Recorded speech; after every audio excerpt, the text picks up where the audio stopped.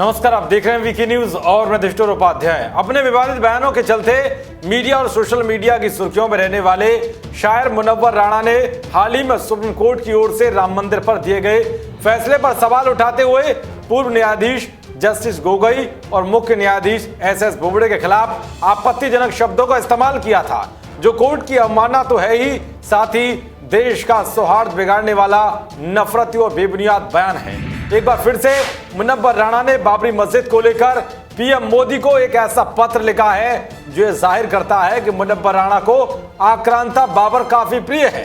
दरअसल मुनव्वर राणा ने प्रधानमंत्री मोदी को पत्र लिखकर अयोध्या के रोनाई में मिली सुन्नी वक्फ बोर्ड की जमीन पर मस्जिद की जगह अस्पताल बनाने की मांग की है।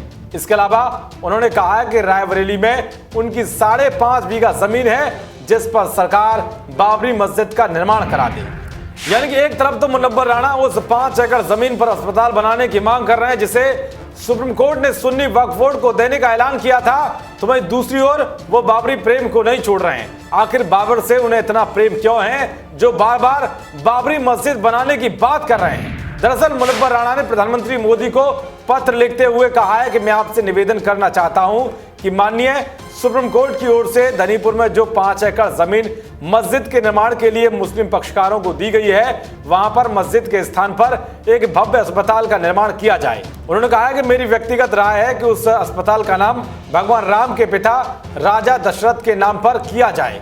उन्होंने कहा कि वैसे भी सरकार की ओर से दी गई या जबरदस्ती हासिल की गई जमीनों पर मस्जिद का निर्माण नहीं होता है। मुनव्वर राणा ने आगे लिखा कि मैं चाहता हूं कि मेरे पास रायबरेली में जो 5.5 बीघा जमीन है वो सही नदी के किनारे है, वहां बाबरी मस्जिद का निर्माण कराया जाए। वहां पर ऐसी शानदार इमारत बनाई जाए कि जो लोग इस तरफ से गुजरे वो अलमगीर मस्जिद और बाबरी मस्जिद का दीदार कर सकें।